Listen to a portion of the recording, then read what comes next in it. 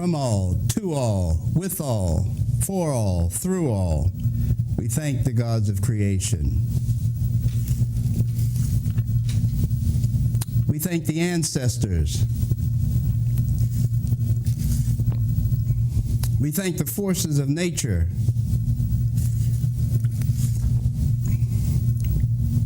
And we thank the earth. We thank them for their direction, their protection, their guidance, for keeping us, showing us, allowing us to know and enjoy life to its fullest, now and later. Black people who once loved with the slow march of time. Time was ours to hold in the soft, love-warm chambers of our hearts. And once we, the Afro mommies and daddies of a sun world, would turn our strands of hair into antennas to tune in the juju madness and syncopated love rhythms of Africa. And we loved with time, and we took the time to love, and with the right time we loved, and we loved time after time. Will we ever love again? Will we ever love again? Will we really ever love again? Or will we just sit and rot away with the brighter tomorrows in the skag filled, rat cluttered halls of our minds? Black people, what y'all gonna do? Black people, what y'all gonna do? Will the real black people please stand up?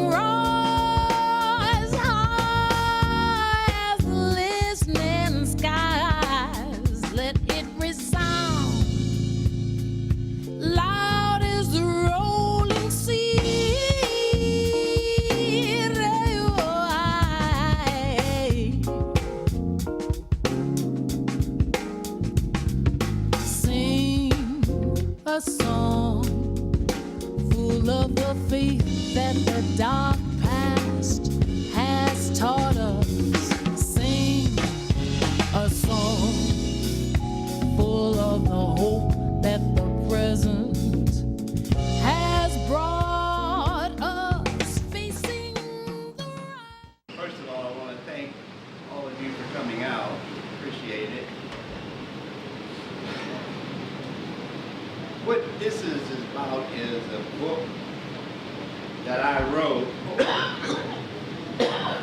for the entire portion of my life. I've been writing this book.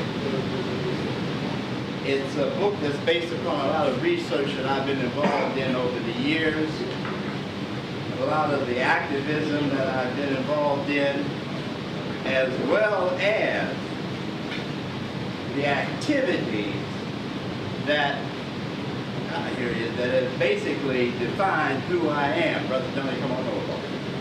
I want to introduce you to one of my closest padres and brothers, a young man that I met many years ago. And it was interesting that he was on a quest looking for knowledge, and I was on a quest looking for knowledge as well, and we kind of bumped together, and we've been together ever since. So without any further ado, I'd like to present to you the gentleman that stands in for me a lot of the times when I'm not on Our Story on Channel 76, Brother Johnny Massey. Thank you. Good evening. How you all doing? Good evening. Great. All right. I'd like to read at least introduction to you all before I go ahead and get to Brother W.C. But first I want to go ahead and just ditto everything he's been saying, we've been knowing each other for quite some time now, and we have been involved in quite a few things together. And even though I've been back and forth between being here in New Orleans and living all kind of other places, we always, when I get a chance to come back here, we hook up, get together, get involved in what we get involved in. And one thing I'll say about him is that he's someone who not only has been influential in my life, but he's someone that's been, you know, people refer to him sort of as an activist, advocate, and as me, he's also been somewhat of an advisor.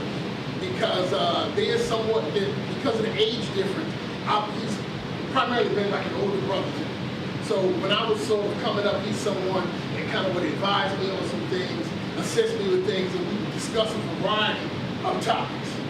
So I just want to go ahead, if y'all don't mind giving the time, that I read this introduction to you all, and that will sort of help to explain, or at least in my opinion, give an idea of what our relationship is. So if you all are ready, I'd like to proceed. Are we ready? We are. Okay, all right. When I was asked by Brother W.C. Johnson to write the foreword for this book, I was both honored and challenged by the task of being part of this project.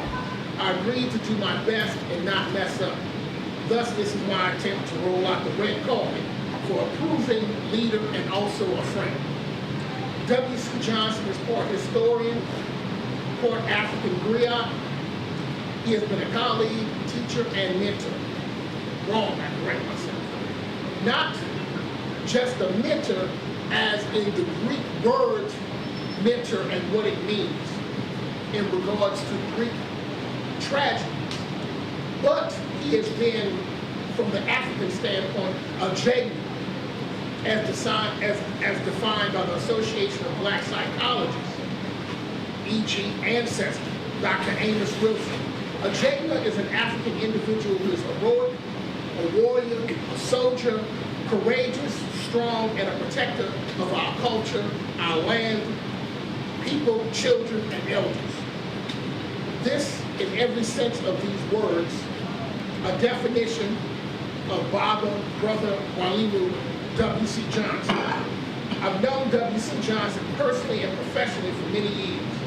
Upon first meeting W.C. Johnson, he is a man who presents himself in the stature and confidence of Paul Robeson. When I first met him, first thought just like, Emperor Jones. But he would often greet one with the Swahili saying, habari, meaning hello. W.C. Johnson would often hit me to what was really going on in the world.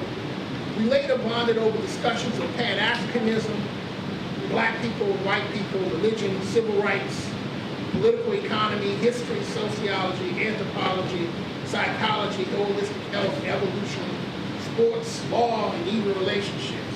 As I say again, he is quite learned and versed on quite a few topics.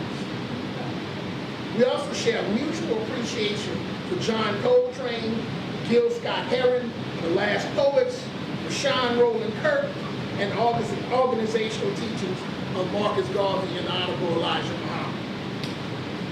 W.C. Johnson, in my view, is a scholar, a world traveler, as well as a committed businessman, community activist, organizer, and lecturer. W.C. Johnson is a man who wears many hats, in my opinion.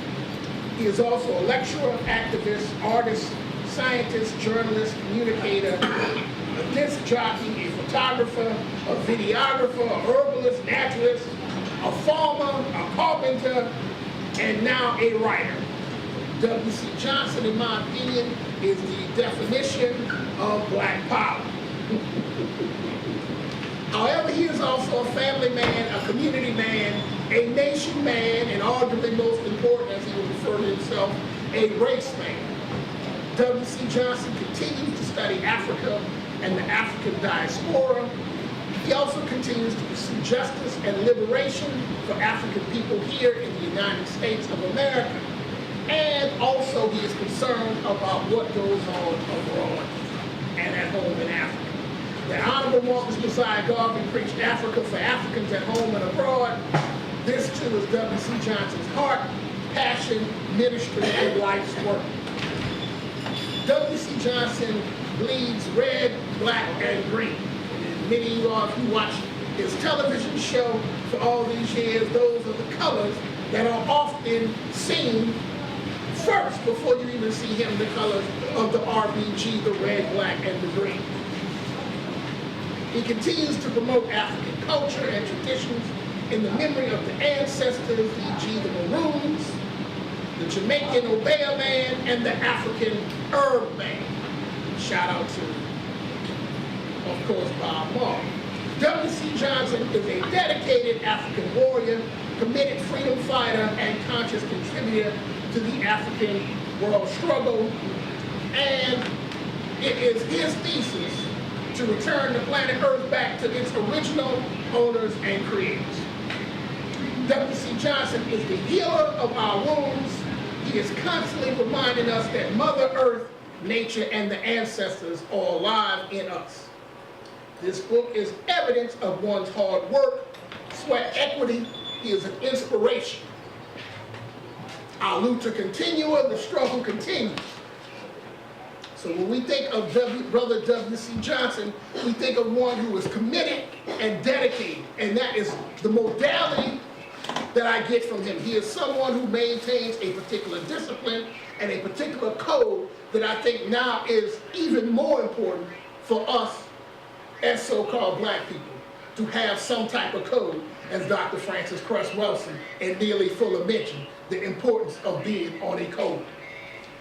So because of these reasons, I was extremely delighted when I was informed of the completion of this book. W.C. Johnson, in my opinion, is an extremely learned individual who has conducted extensive research and been on many fact-finding missions regarding the African world experience. W.C. Johnson is an individual who works for the study of both the questions and answers concerning African people. Because that is extremely important in my opinion, because oftentimes we hear individuals say, we all know the problems, but is anyone offering up solutions? I will say this about W.C. Johnson, whether or not you agree with his answers to the problems, I will say this about him, he does have an answer to the problem.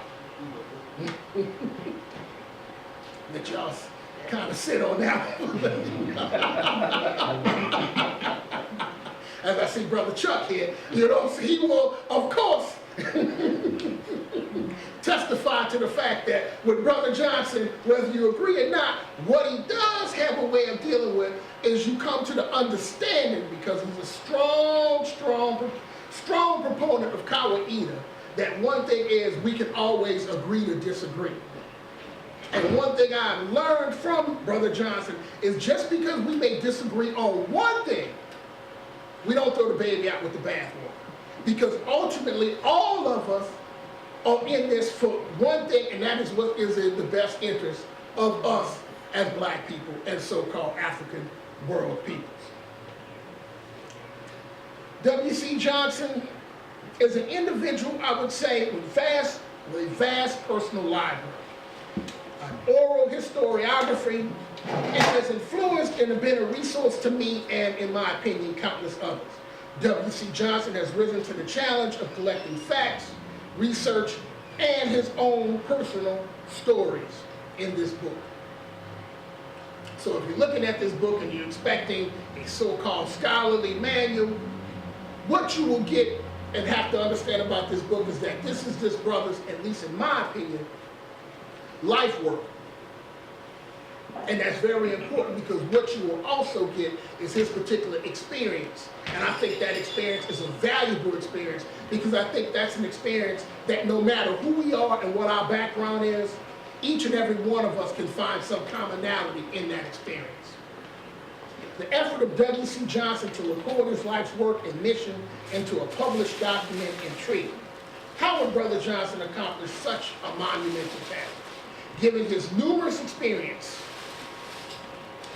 because he's someone who's quite, I'm going to say this again, he will surprise you. You can discuss a myriad of things with him, and he has quite a few life experiences.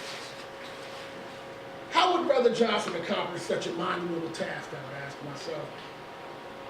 With his politics, philosophy, opinions, and strong personal constitution be too controversial? Would this book be merely another manifesto? Wrong. This document is not only a message to our people, but this book is exemplary of scholarship meant to be published. W.C. Johnson's research, use of facts, and bibliography demonstrate that he is both a storyteller and a scholar.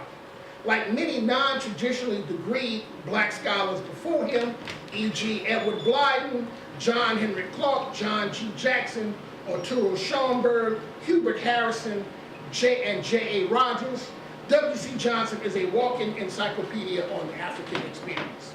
In my opinion, he is a no-nonsense, no sellout, no oath-taking, strong black man. He approaches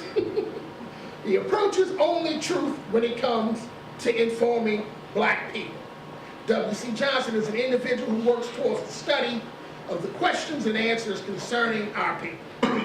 W.C. Johnson's personal life, experiences, influences not only me, but also has been an influence on many individuals that I know. W.C. Johnson continues to put theory into practice and thought into action. Because one thing I think we can kind of agree to him, at least in my opinion, he's the individual that when he sets his mind to do something, he's going to do it. And that, for me, has been a good example. Because no matter what that it is, I think all of us can take from that is that we have to work on putting theory into practice and thought into action. That's one of the things personally that I learned from Amilcar Cabral, the importance of doing that. And I think in regards to W.C. Johnson, he's been a modality for many of us in that he is someone that not only does he sort of walk the walk, but he, you know, how can I put it, talk instead of talk? Not only does he talk the talk, he walks the walk. And I think with him, I've noticed he's an individual that he takes the approach, be it big or be it small, do it right or not at all. You understand what I'm saying? So, W.C. Johnson has written to the challenge of collecting facts, records, and crafting his own personal stories and accounts into a book. In my opinion, we must continue to research and record all of the experiences of African world peoples. We must understand there is a cultural unity of all African peoples. In particular, I am of the view that enslavement and colonization of Africans and Africans should be at the forefront of our interest and scholarship. However, it is also equally important, in my view, that we work towards solutions to problems that colonization and enslavement have caused and engineered for generations of African people. Long before I was introduced to Dr. Patricia Newton, Dr. Joy Degree, Brother Johnson was someone talking about the effects of post-traumatic slave syndrome. Yeah. In particular, he would always talk about Stockholm syndrome and its effects in particular to the Patty Hearst situation. But he was one of the first individuals that, at least for me, that I came into contact that would discuss that. Thus, this is why our knowledge and understanding of our African Holocaust comes from the Greek word holocaust, a translation of the Hebrew olah, meaning completely burnt offering to God. Africans unwillingly migrated, trapped below in a slave ship, named the good ship Jesus, which ushered in the enslavement of Africans in America. This is what is meant by the burnt offering to God.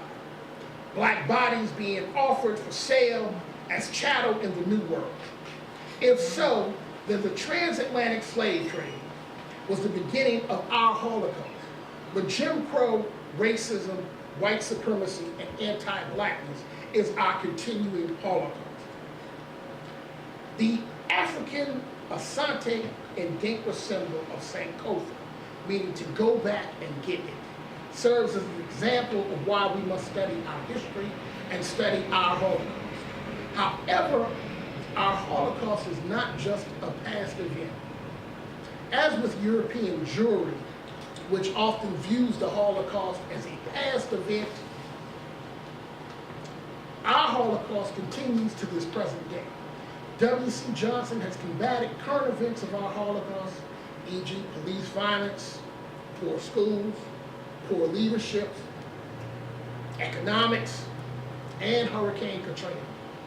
The Swahili term Maafa also describes our Holocaust as a history of ongoing effects and atrocities inflicted on African people. W.C. Johnson has made it his personal mission and life legacy to destroy white supremacy and the original Holocaust effect and impact on black life here and in Africa. This book is for the cause. It is a narrative written to inform, educate, and encourage future generations to study and investigate our story. Hopefully you will use it as a tool and a guide in your nation building. This book is not a we shall overcome someday book. The author intends for one to read and implement the plan and solution today. W.C. Johnson always signs off on his broadcast with the Swahili saying, Uhuru Sasa. I will end by simply saying, freedom now.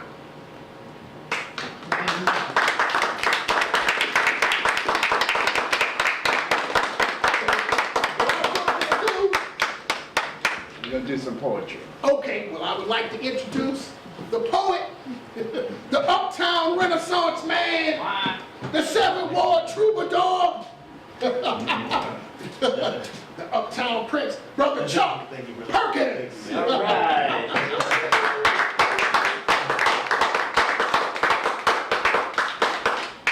Brother WC, even though me and you argue all Monday long, man, I want to let you know, man, congratulations on such a beautiful book. You know, I think that's the one thing we can all do. We got to tell our story. You know what I'm saying? Even sometimes I hear people, they deal with the history, even if I disagree with it.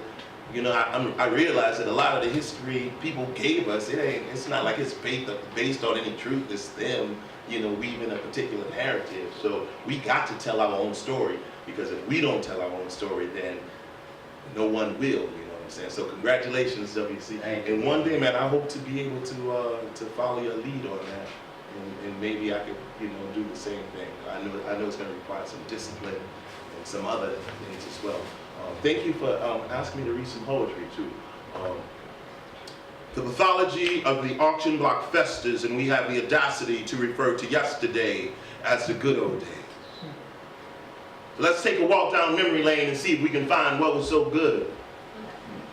Maybe the good old days is when you can buy a loaf of bread for a dime, but get 5 Africans together and find that you're still a nickel short. My, isn't it strange when the cost of living is so inexpensive, yet unaffordable to the masses of our people? Or maybe the good old days is when you can go to sleep and leave the door open, but with the Klan lurking in the night, turning homes into infernos. One less lock was one less worry. Or was it the time when our sisters and brothers went to the north in droves?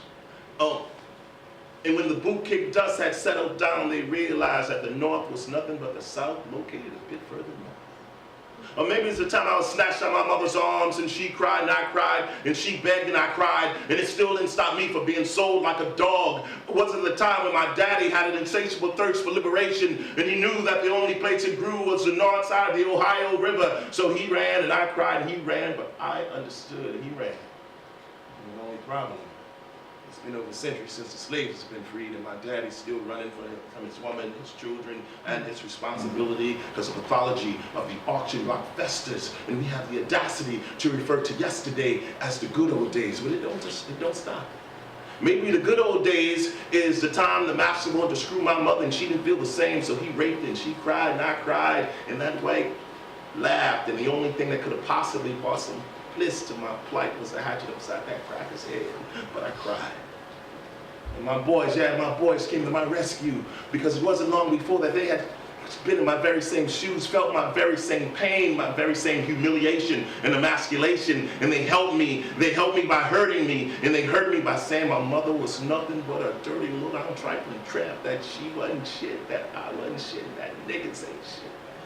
And this was only employed to harden my sensibility so that the next time hands whiter than mine, hands more cruel than mine, hands more powerful than mine, lewd hands, perverted hands, unwashed hands, the next time they reached out to take my mother's flesh and burn her soul, I would lose my mind. And they called it a game. They said it was playing in dozens to suggest that my mother was one of dozens. The only problem, it's been over a century since the slaves have been freed, and many of us are still playing a dozen. As young fools say bitches ain't shit but hoes and tricks, and we call them dope MCs when they sound like MCs on dope. Yes, we have become misogynistic clowns wallowing in a cesspool of contempt and disrespect for the very womb from which we flourish, and we don't understand that it's a sickness that connects us to the plantation. Somebody send me a doctor. Somebody send me a doctor. Yes, somebody send me a doctor, because the pathology of the auction block festers, and we have the audacity to refer to yesterday as the good old days. Thank you very much. Yeah.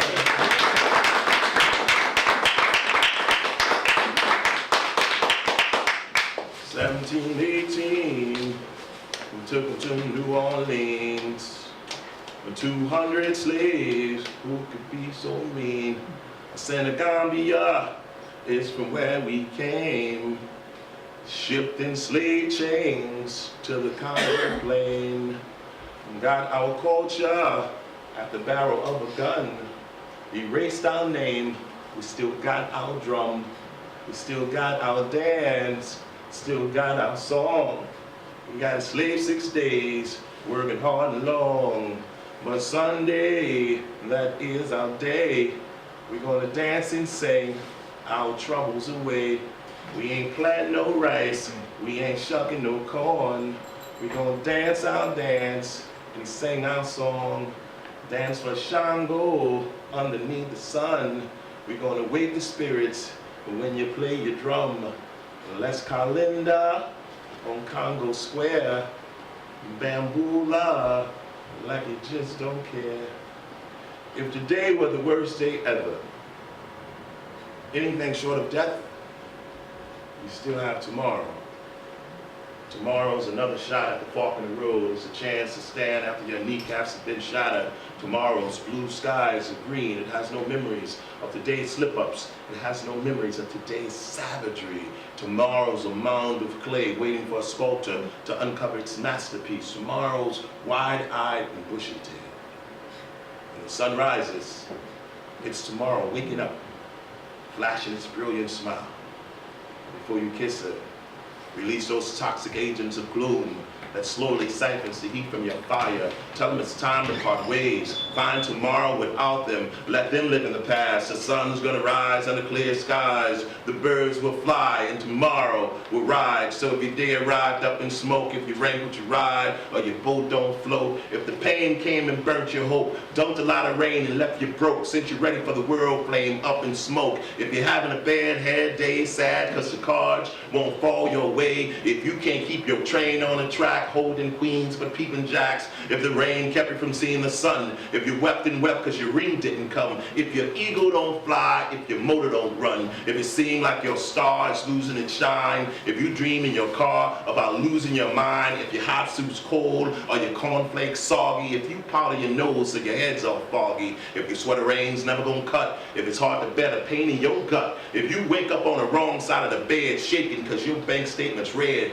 if you fly your son at half mast because your dying soul seems out of gas, remember, anything short of death, we still have tomorrow. The sun's gonna rise under clear skies, the birds will fly, and tomorrow we'll ride ready to save the day, tossing a bouquet of hope and opportunity, riding to the rescue like the prince of a fresh start. Tomorrow is 100% sunny and clear. Thanks a lot, y'all.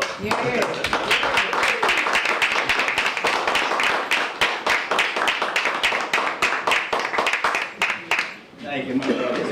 Appreciate you, man. Let's give another hand for it.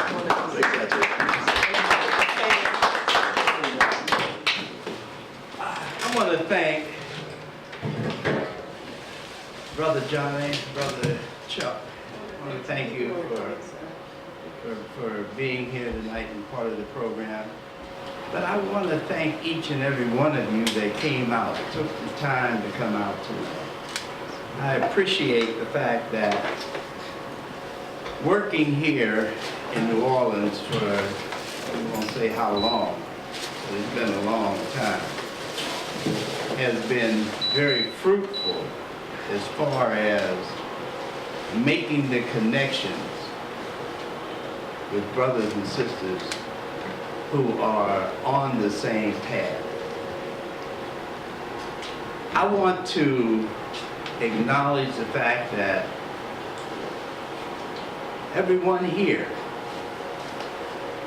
has worked with me in one way or another to bring about change, not only in New Orleans, but in this world. I see my NAACP brethren here, and I want to thank you for being here. I see my revolutionaries here, and I want to really thank you because we've been down some mighty harsh roads over the years. My brother over there that wrote a book, taught us how to rebuild a motorcycle, ride it, and enjoy it. Brother, I've known for many years. I want to thank you, and he helped in finishing up this book with me because he took some time to read it before anybody else did. And I want to thank you for that, Brother Nigel. Brother Howard, seems like we've been on the battlefield for the last 8-9 years, huh? And it's been good. It's been good. And of all the folks, I have to say Beverly has been there and has shared a lot. Has been very important in this journey. In fact, she has overcome a lot of obstacles in working with me, and I have to take my hat off to her because a lot of people would have allowed adversity to cloud them and to disrupt their ability to finish a task. Now, I know a lot of you guys hear me on Monday on the Chuck Way, and Brother Chuck is here. You know, we might sound like we're going to battle every Monday, but Lee, who is a producer, was telling us last week that he says, you know, you're like the coyote in the road runner. You punch in the morning and you chase each other trying to kill one another, and then at 5 o'clock you punch out, say everybody's fine, and you see you tomorrow. And that's true. I believe that we cannot move forward if we cannot have an open conversation about everything. We are not going to advance in this world if we're not able to discuss those topics that are necessary for us to not only discuss, but to dissect, find out what the problems are, and then create the solutions to those problems. I have found myself in situations that I thought that I would never be a part of. I mean, at one time I was such a hardcore radical till I never thought that I would break bread, I would move with a group that still call themselves colored. But I learned a lot in my time and in my efforts to bring about an understanding everywhere. And I hope they will understand this book as a method, as a procedure, if we are truly talking about freedom. If we're truly talking about equity. The only way we can reach freedom and equity is we have to go all the way back to the beginning. And I don't mean to the beginning of slavery. I mean to the beginning of time. I refer to it, and it's in the book, the point in time of creation. And do you understand who was there at the point in time of creation? It was us. The creators created a people. And who did they create? They created us. They have become known as the chosen people. And in my travels for the last half a century or more, we are always confronted by people who want to claim our birthright. Now there's a big problem that we have among ourselves, and that is we do not want to admit to or reclaim our own birthrights. We are happy allowing someone else to claim that they are us. And until we stand firm and let the world know that we are reclaiming our birthrights, we're going to continue to be subservient to those who claim to be the chosen ones. This book covers a lot of time and space. Talks about the time that I was in Africa, living in Uganda with Idi Amin. After hearing all of the terrible reports in the early 70s, I decided that I was going to Africa to find out who this troublemaker was and see for myself why is it he was destroying so many of us. When I got there, I found out the truth. And the truth is, white folks lie all the time. I had the honor of meeting this man and working with this man during a period of time in the 70s.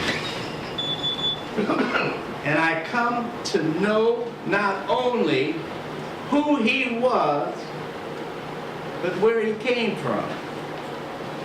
And where he came from is where we have come from. And what his message was is, we have to stand up for our people. We have to be strong, and we have to reclaim who we are. And we have to be able to control ourselves. We don't need anyone else determining our fate for us. We can do that. I left Uganda after he was overthrown. In fact, I left on the last train out of Kampala.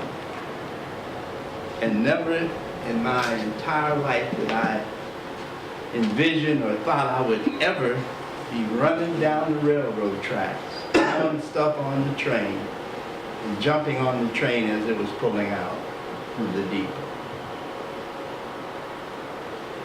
I learned so much when I was in Africa. And one of the big things I learned is we have a set of black folk over there the same as we have here. We have a group of black folk who are mostly in the cities, who do not want to see us come back, who are not willing to share their experiences with us because they are afraid of us. They are afraid that we're going to come back and take over. And that's interesting, because how can we take over anything? We have a hard time controlling ourselves here.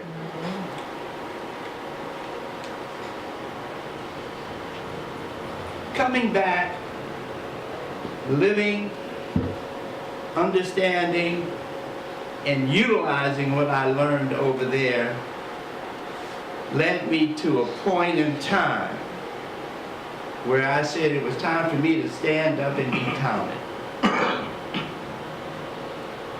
I have worked with many people who are part of or consider themselves part of the talented 10. And even though I'm not a proponent of W.E.B. Du Bois, I have to acknowledge a lot of the contributions he made was necessary for us to be where we are today. In fact, every one of us, no matter how big or how small our contribution is, we should recognize each other's contributions, whether we agree with them or not. We should be embracing each other because the time is here. The time is now. The brother asked me about the 1 million conscious black voters earlier. And I'm not going to get into a lot of it tonight, but let me say this. The 1 million conscious black voters and contributors was created about 4 or 5 years ago by several nationally known black leaders.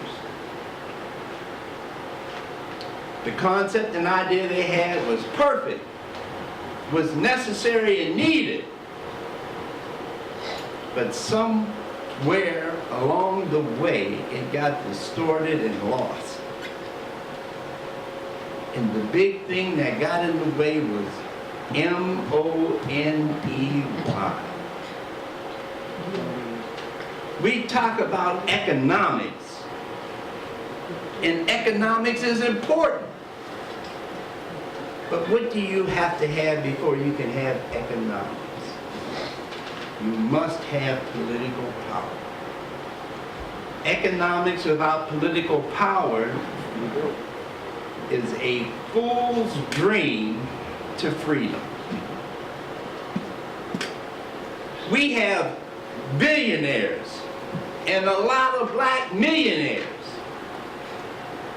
who have no political power. Therefore, they're at the behest of their slave master.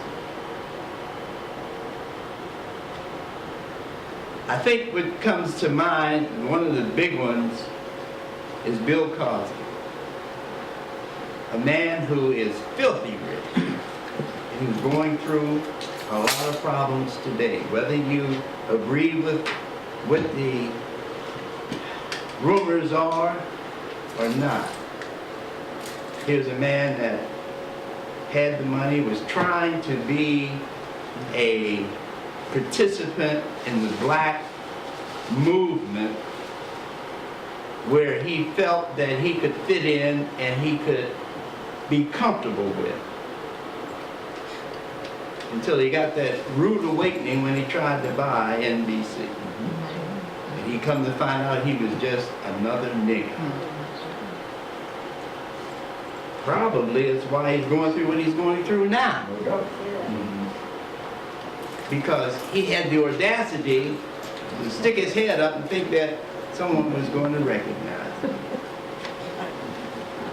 Our story, the original Holocaust, talks about what we've done in the past, what we're doing today, and it has a blueprint of where we can go tomorrow if we do and make some significant changes in our approach, mentality, understanding. We are the stewards of this earth, yet we do not proclaim that position. But we're willing to follow those who are not the stewards of the earth and following what they say needs to be done. I was just at MAC 35 this past Monday. I went there to go to a meeting because they said they were having a public meeting and they were going to talk about the direction of MAC 35, where it was going. And they wanted it to inform the students, the parents, and the community of what was being proposed. When I got there, they said no one could come in other than alumni. We're in a public building with public officials making reports, and they're telling us the public can't come in. They broke the law, the Sunshine Law, by doing that. But the reason for it is because you have a few Negroes who have accepted the money for MAC 35 to become a charter. You have the president,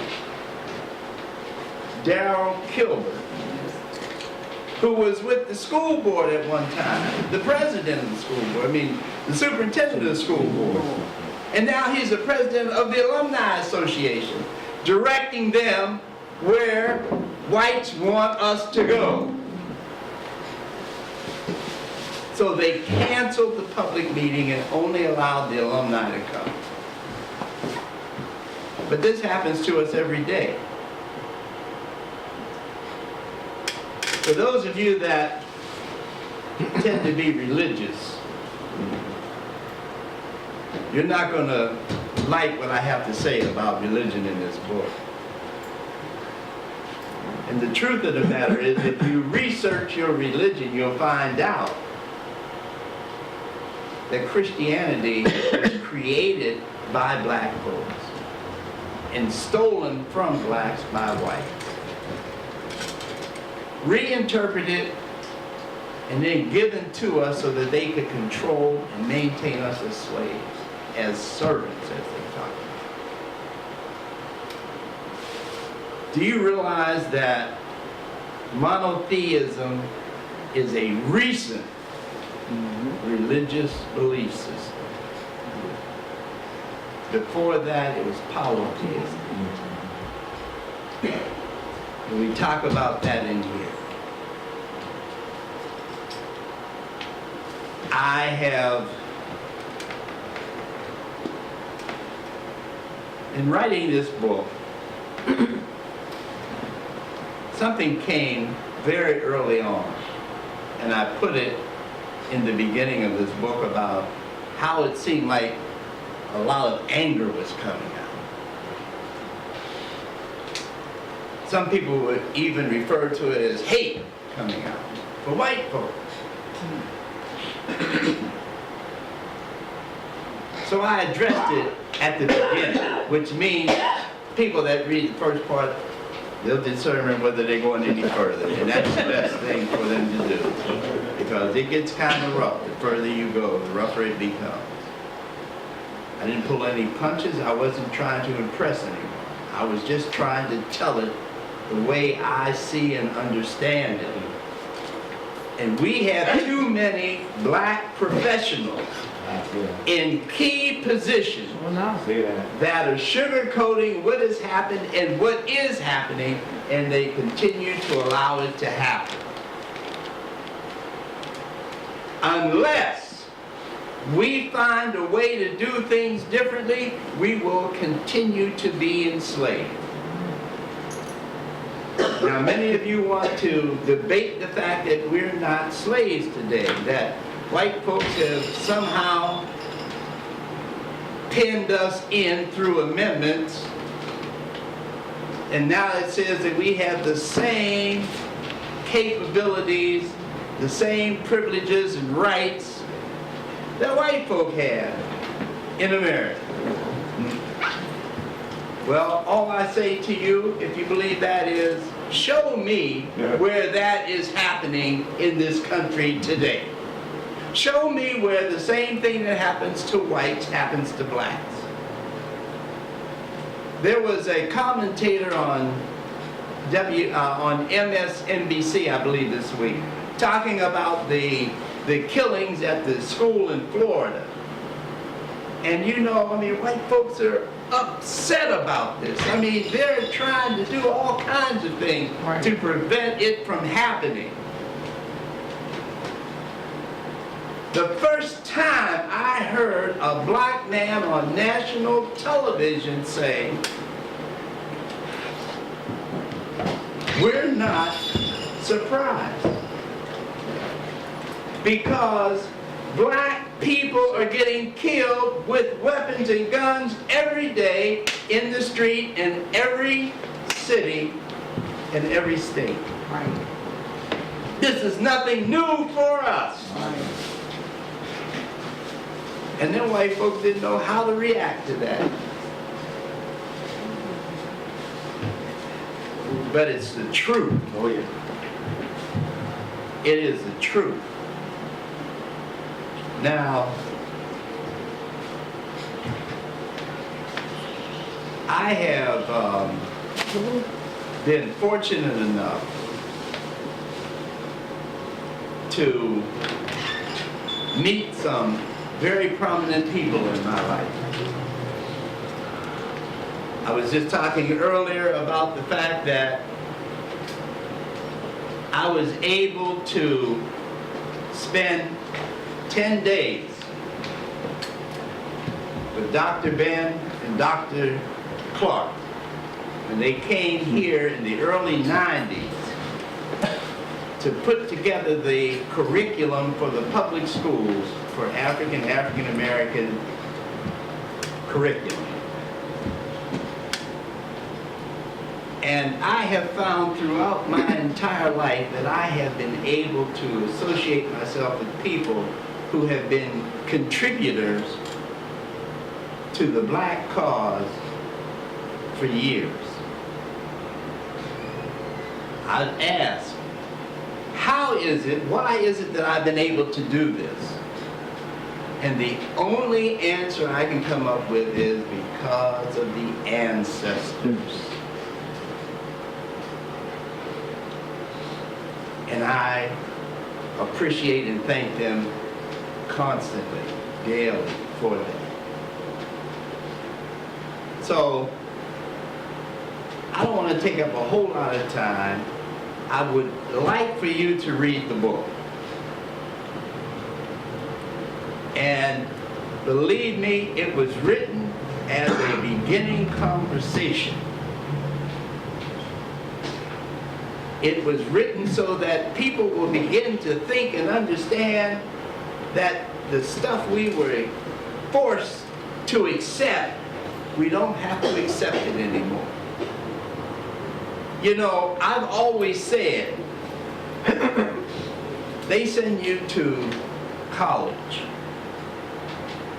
And all college does is give you the basics in how to determine for yourself what is and what isn't. Unfortunately, that is not the way it is used. Unfortunately, the majority of us use that as a means and method of just saying, I have this piece of paper, white folks, accept me, and I will serve you well. Right. We need to fact check everything. Everything. And you'd be surprised what you learn in fact check. So, as I opened up, I want to thank, especially those that came in while I was talking, I want to thank you for being and coming out this evening. It's important that we begin to have the conversation about who we are, where we came from, and where we need to go. We have the book available here. We also have some of your icons in black leadership that I've had the opportunity and the pleasure of being with. capture them in stills. And we have those over here for you as well. So I would invite you to get the book. If you don't already have it, I would invite you to pick up one of your favorite black heroes or leaders, and we will take some questions if you have any. If not, then we'll just begin to circulate, communicate, find out who we are, so that we, if we don't know a person or someone else, that we can begin to know and learn who they are, so we can make contact. Because if we're going to do anything as far as moving forward as a people, we have to be able to at least know who to call.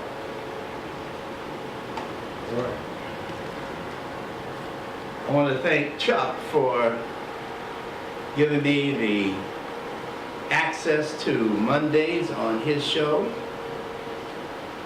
I've been doing radio and TV for a long time. In the book, it'll talk about how I got into doing radio, which eventually led to TV.